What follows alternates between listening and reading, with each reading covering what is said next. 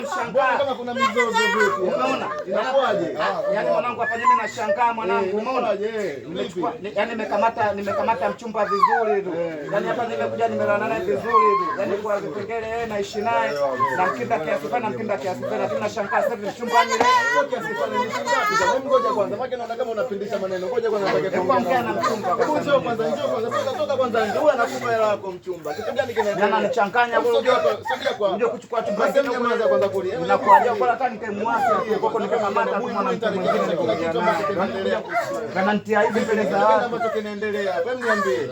Mimi maana ya mapenzi mwanaume lakini kunijia langu hata kunimaidia shilingi 7,000 wapi? 7,000 kata 3,000 wapi na wapi? 3,000 mimi hapa mimi nisikilize kwanza boy, wewe ni mtoto wa kike au vipi?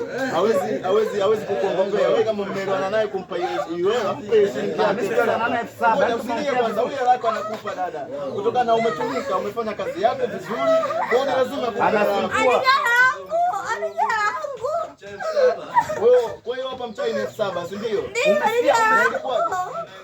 Hebu muone huruma huyu dada. Au msiwezi kuona saka manywele. Hela inatafutwa. Hela vituko vya mtaani.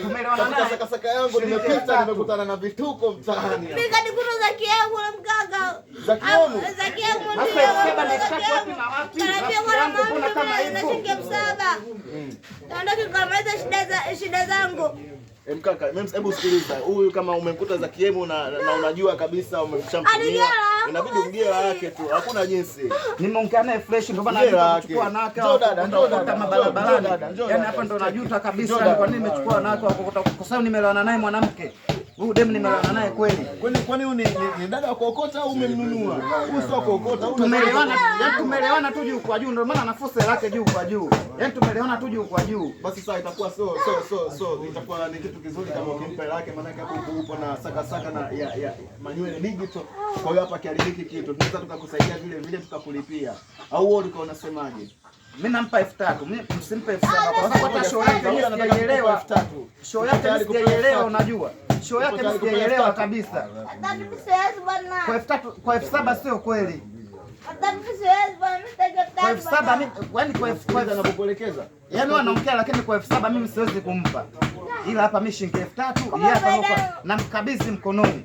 Namkabidhi hapa. Huyu mwanamke anaonekana hana kitu. Kwa hiyo inabidi umenisikia ndugu mtangazaji?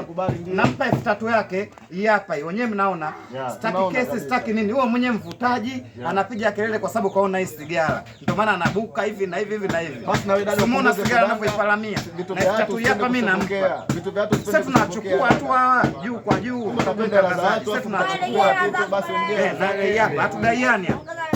Niongeze nyingine vipi? Mimi bado sijala.